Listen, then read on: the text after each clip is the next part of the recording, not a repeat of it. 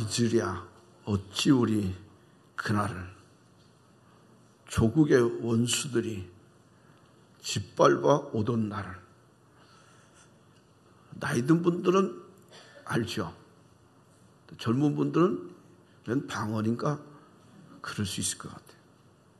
저희가 어릴 때는 이 노래를 꽤 했어요.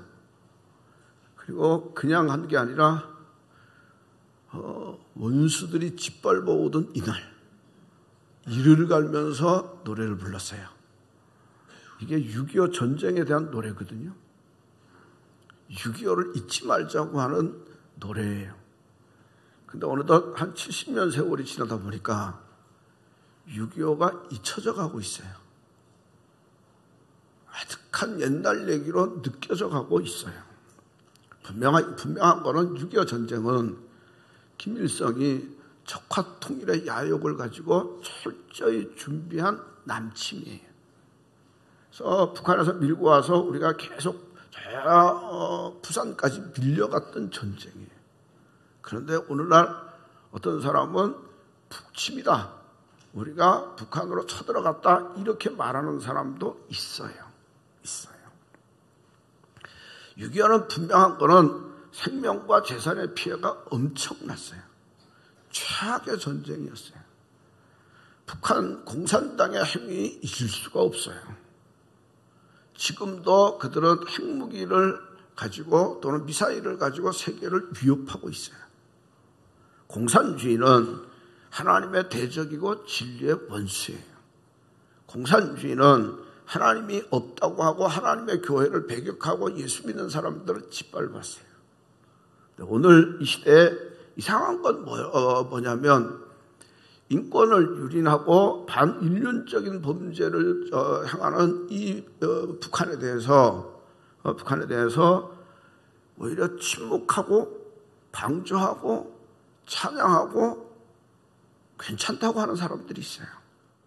물론 지나온 역사를 통해서 보면 자유민주주의 그리고 반공사상을 이용한 독재가 잘못 쓴 것도 있어요. 그리고 거기에 유착돼서 그저 돈을 번 일부 재벌들도 있어요.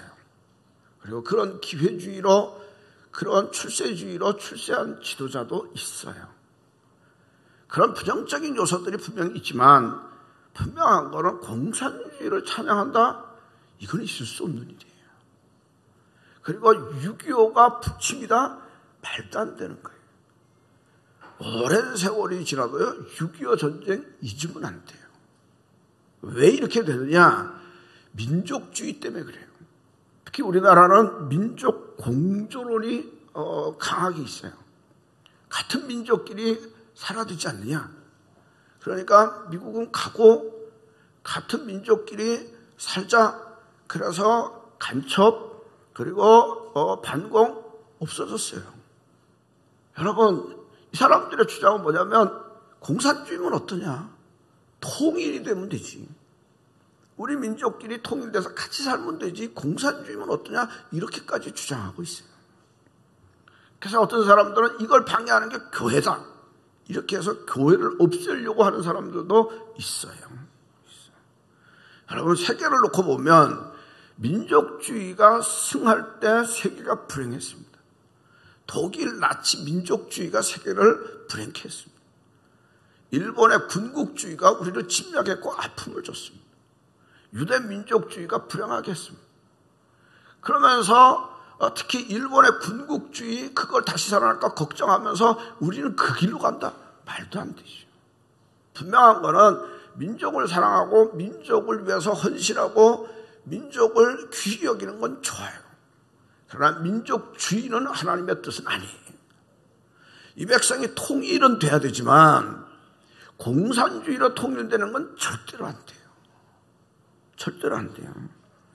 용서하고 대화해야 되지만 공산주의도 좋다. 공산주의도 찬양하고 고마하는 건 이건 있을 수가 없는 거예요.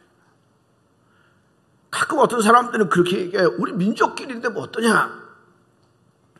우리 민족이기 때문에 절대 북한이 핵을 개발해도 우리를 안 쏠 거다.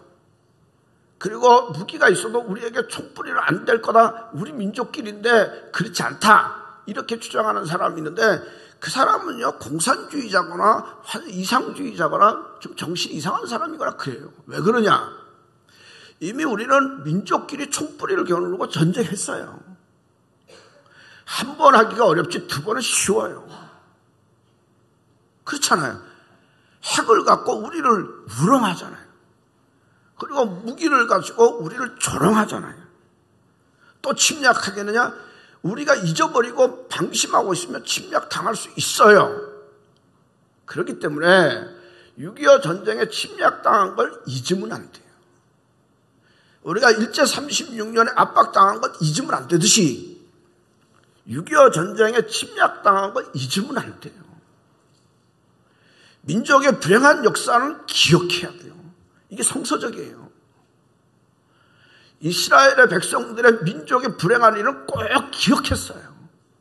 그래야 그 역사가 반복되지 않아요. 그런데 잊으면 또 당합니다. 또 당해요.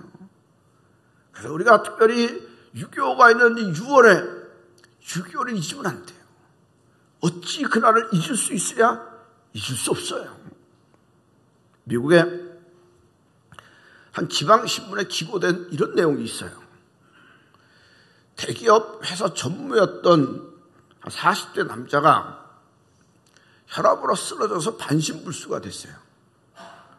그러니까 이게 쓰러져서 보니까 참 기가 막히잖아요. 자기가 한심하고 실망과 절망 가운데 살아요. 그리고 원망과 불평을 해요. 그래서 부인이 돌보다가 도저히 돌볼 수가 없어서 포기했더니 그 병원에 있는 목사님이, 원목 목사님이 그게 와서 이렇게 고면을 해요. 그렇게 불평만 하지 마시고 살아오면서 도움을 준 사람이 있을 거야.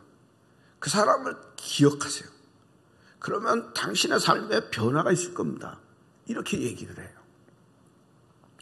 그 얘기를 들어도 이 사람은 뭐 도움을 준 사람은 생각이 안 나고 다 원망스러운 거야. 자기 아내도 잘못하고 자기 자식들도 잘못하고 다 잘못해서 내가 병들고 이게 병신이 된 것으로 여겨지는 거예요. 그런데 생각을 쭉 하다가 어느 순간에 자기 가슴을 뭉클게 하는 것들이 있어요. 그래서 가만히 보니까 그거는 자기가 초등학교 때 담임했던 선생님이에요. 자기 기억에는 자기가 별로 공부를 잘 못했는데 그 선생님이 자기를 격려하고 위로해서 공부해서 자기가 여기까지 와서 회사에 중력이 됐다고 하는 상황에서 생각하니까 그 선생님이 너무너무 고마운 거예요. 그래서 그 선생님을 수소문해서 편지를 보냈어요. 이런 내용의 편지를 보냈어요. 선생님, 감사합니다. 저는 반신불수가 되었습니다. 선생님은 저에게 둘도 없는 은사입니다. 그동안 한 번도 감사드리지 못하고 무심했던 것 용서해 주세요. 감사합니다. 감사합니다. 그렇게 편지를 했어요. 이 편지를 받았던 선생님은 남편을 먼저 읽고 양로원에서 노후를 보내는데 그 선생님은 이렇게 편지를 했어요. 평생 수많은 아이들을 가르쳤지만 고맙다는 편지를 받아본 제자는 당신밖에 없다네. 늙어서 의지할 곳 없는 외로운 노인을 참으로 기쁘고 행복하게 해주셔서 고맙네. 읽을 때마다 감사하네. 이 편지가 내 생애의 기쁨과 희열을 용서숨치게 해주었네. 나는 자네의 편지를 교편 생활의 유일한 보람으로 알고 죽는 날까지 간직하겠네. 자네의 건강을 위해서 간절히 기도하겠네. 이런 편지를 보냈어요. 근데 이번에 이 편지를 받고 너무 감동적인 거예요. 자기가 감사해서 편지를 보내는데 더 큰 감사의 인사를 하고 자기를 위해서 기도해 준다는 사람이 생각나니까 힘이 나서 일어났어요. 그 다음부터 물리치료를 하고 그리고 몸이 회복되고 나중에 사장이 됐어요. 그래서 이 내용을 신문에다 기고해서 공개된 거예요. 뭘 얘기하냐면 민족적으로는 국가적으로는 6.25와 30년 일제 압제를 잊으면 안 되지만 개인적으로는 받은 은혜를 잊으면 안 돼요. 내가 사는 동안에 누군가를 무엇을 통해서 받은 은혜가 있어요. 그 은혜를 기억해야 돼요. 그 은혜를 기억하는 곳에 감사와 감격이 있어요. 여러분, 우리가 이 땅에 사는 동안 감사하며 감격하며 사는 게 중요한데요. 그러려면 뭐가 알아야 돼? 내가 받은 바를 알아야 돼. 많이 받아도 모르는데 아는 거예요. 내가 물 한 컵이라도 받았다, 얻었다, 이래야 감사와 감격이 있어요. 내가 쟁취했다, 내가 뺏었다, 내가 의롭다, 이러면 없어요. 또 하나 얻었을 뿐만 아니라 내가 그것을 깨달을 때 감격이 있어요. 여러분, 우리가 이 땅에 사는 동안 왜 감사하며 감격하며 사는 게 중요하냐? 감사하고 감격하며 살아야 삶이 행복해요. 그리고 건강해요. 그리고 감사하며 감격해야 사람들에게 좋은 영향을 끼쳐요. 그리고 그 은혜에 감사하며 감격하는 자에게 은혜 위에 은혜를 더하여 주신다고 하는 거예요. 그러니까 감사하며 감격하며 사는 건 너무너무 중요해요. 어떤 유대인 어머니가 교육을 받은 거 별로 없는데 자녀들은 훌륭하게 잘 키웠어요. 그래서 어떻게 그렇게 잘 키웠느냐 그랬더니 첫째는 아이들에게 교육하기를 첫째는 모든 일에 감사. 두 번째는 원망하는 사람들하고는 놀지 마라. 세 번째는 감사하는 사람과 친하라. 그러니까 이 아이들이 어머니의 말을 듣고 늘 감사하며 살았고 원망하는 사람은 피하고 감사하는 사람과만 사니까 감사가 넘치잖아요. 아이들도요 감사하며 감격하며 자라고 살면요 복이 있는 자녀가 돼요. 내가 이 땅에 사는 동안 감사와 감격이 있는 삶을 살아보세요. 내가 생명을 얻은 것뿐만 아니라 풍성함이 있지. 근데 이 감사와 감격이 어디서 오느냐? 은혜를 깨닫는 데서부터 있어요. 은혜를 기억할 때 내 삶에 감사와 감격이 있지. 그 은혜를 다 잊어버리고 살면 원망과 불평밖에 없어요. 여러분, 받은 은혜를 기억하고 감사 찬양하는 믿음의 삶이 되시기를 주의 이름으로 간절히 축원합니다. 오늘 말씀에 보면 이스라엘 백성들이 조상들의 죄가 나타나요. 이스라엘 백성들이 고비고비에 어떤 일을 행한지를 한번 보시면 애굽에서 하나님의 기적으로 나왔어요. 정말로 놀라운 재앙으로 바로를 무릎 꿇게 하고 하나님의 권능으로 출애굽했어요. 이제 가나안을 향해서 가요. 너무너무 감격스러워요. 너무너무 감격스러워요. 그런데 그들 앞에 난관이 딱 있는데 그게 홍해예요. 바다가 가로막혀요. 뒤에는 군사가 쫓아와요. 타고 갈 배도 없어요. 생각하기를 야 이제 꼼짝없이 여기서 죽었다. 그렇게 생각할 때 원망하기 시작하는 거예요. 아니 우리가 매장지가 없어서 여기 끌고 가느냐. 애굽에 매장지 많은데 그냥 놔두지 왜 여기 끌고 와서 이게 광야에서 죽게 하느냐. 모세를 향해서 막 원망해요. 여러분 이들의 문제가 어디 있는지 아세요? 그들 앞에 홍해가 있어서 문제예요? 아니면 광야길을 와서 문제예요? 그런 문제가 아니에요. 중요한 문제는 뭐냐? 받은 바 은혜를 잊었다고 합니다. 받은 바 은혜를 잊었어요. 분명한 사실은 애굽에서 10가지 재앙으로 하나님이 그들을 건져냈잖아요. 스스로 신이라고 생각하는 바로도 쩔쩔맸잖아요. 이스라엘 백성들은 생각하기를 분명히 그 하나님을 보고 역시 하나님은 살아계셔, 하나님은 능력의 주야, 어떤 신도 다 물리쳐, 이 체험을 하고 왔잖아요. 그러면 그 믿음 가지고 살아야 하잖아요. 근데 홍해가 딱 가로막히니까 다 잊어버려요.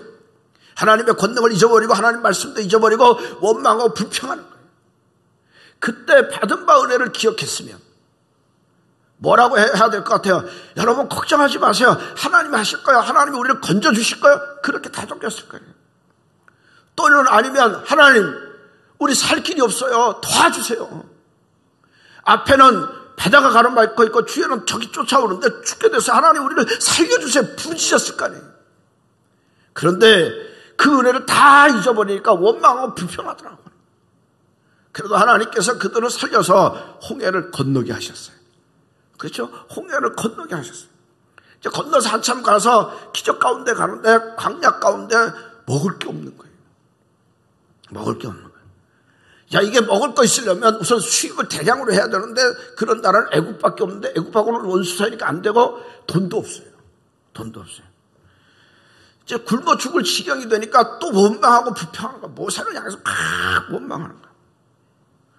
근데 하나님이 그들에게 메추라기와 만나를 줘서 식량 문제를 해결했어요. 문제는 뭐냐? 그들의 영혼이 쇠약해지기 시작했다. 문제는 해결됐지만 영혼이 병들기 시작하더라고요. 그들이 광야 가운데 있을 때 하나님의 은혜를 기억하면 어떻게 해야 돼요? 하나님, 애굽에서 나오게 하신 하나님, 홍해도 가르신 하나님, 이 광야에 우리가 먹을 게 없습니다. 일용할 양식을 주세요. 그렇게 기도하고 은혜를 기억하고 하나님께 매달렸으면 하나님 먹을 걸 주실 뿐만 아니라 그들은 은혜 가운데 영원히 강건함을 얻었을 거 아니에요. 그런데 그 은혜를 잊어버리니까 원망하고 불평하더라고요. 더 놀라운 건 뭔지 아세요? 홍해바다를 건너게 하신 하나님, 날마다 매출하게 만나를 주신 하나님, 능력과 권능으로 역사하신 하나님을 잊어버리고 나중에는요 금송아지 신을 섬겨놓고 이게 우리의 신이다 경배하는 거예요. 모세가 시내 산에 가서 40일 있어서 안 오니까 야 이게 하나님 잊어버리고 금송아지 신을 놓고 우리의 신이라고 하라는 거예요. 이게 어떻게 사람이 이럴 수 있어요? 어떻게 사람이 이럴 수 있어요? 큰 은혜를 반복적으로 입었는데 하나님을 배신해요. 하나님의 구원의 은총을 날마다 체험했는데 배신해요.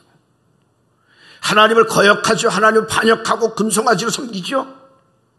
그런데 여러분 우리가 잘 알아야 될 거는 이건 이스라엘 백성의 얘기가 아니고 우리 얘기예요. 우리의 삶의 모습 아니냐 이 말이죠.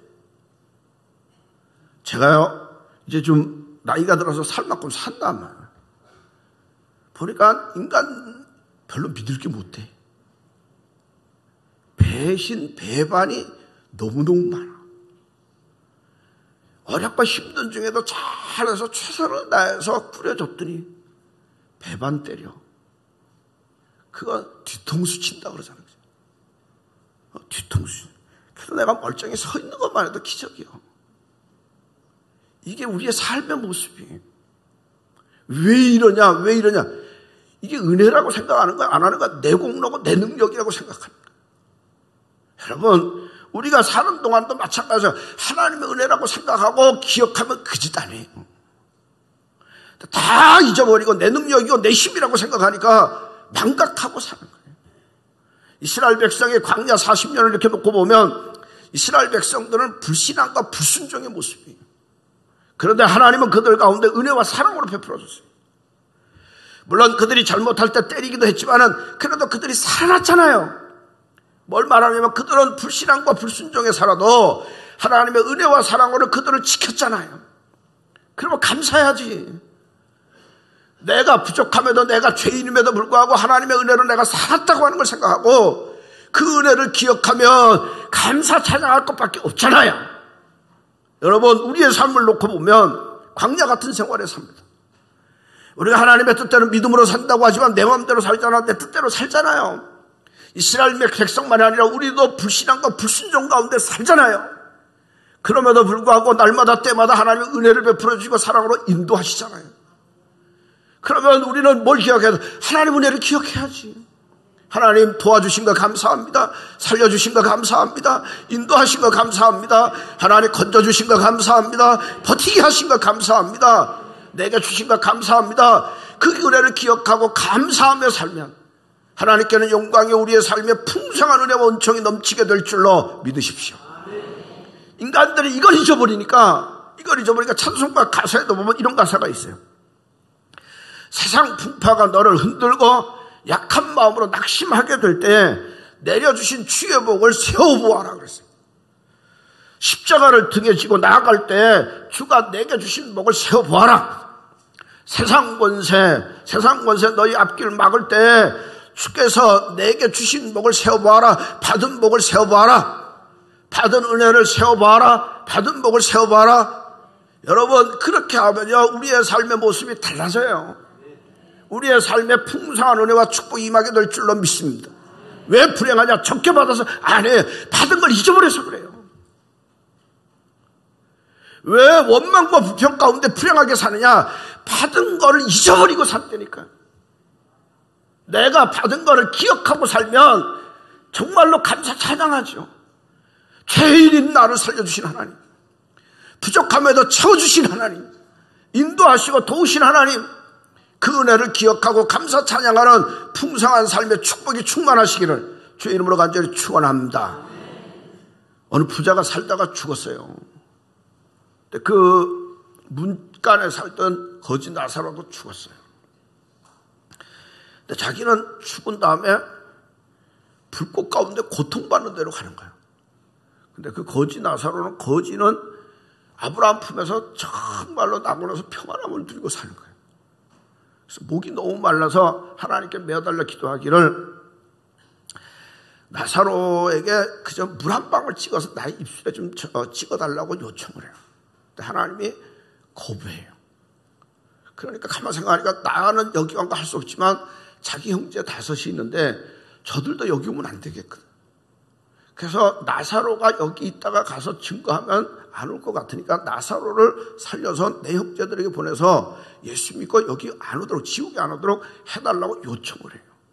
그랬더니 하나님 뭐라 그러냐? 쓸데없다 하는 거죠.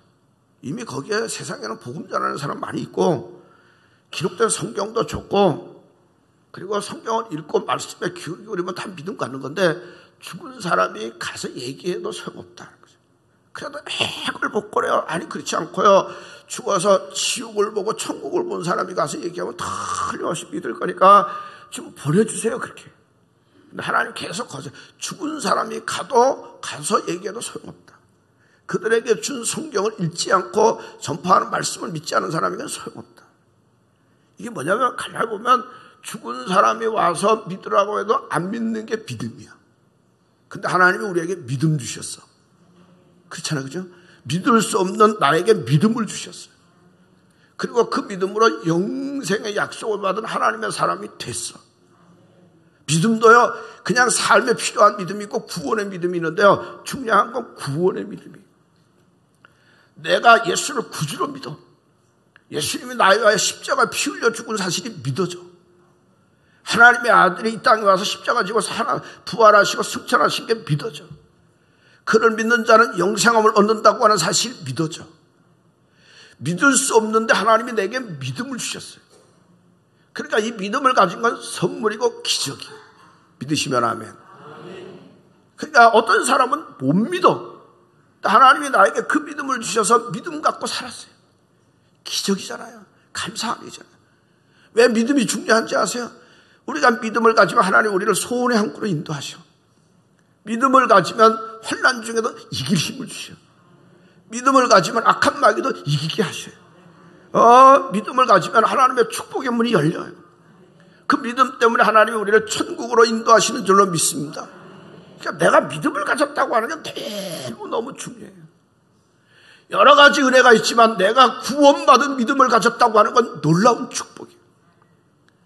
내가 믿을 수 없는 중에도 믿었다고 하는 것, 성령 하나님이 내게 믿음을 주셔서 그 믿음 갖고 산다고 하는 것, 이건 놀라운 은혜예요. 여러분 이 은혜를 기억하시고 감사하며 사는 믿음의 삶 되시기를 바랍니다. 믿음 주신 하나님이 뭘 안 주시겠어요? 믿음 주신 하나님 우리를 인도하시잖아요. 받은 은혜를 기억하시고 감사하시기를 바랍니다. 받은 은혜를 기억하시고 찬양하며 사시기를 바랍니다. 받은 은혜를 기억하시고 감격 있는 풍성한 삶의 은혜가 충만하시기를 주의 이름으로 간절히 축원합니다.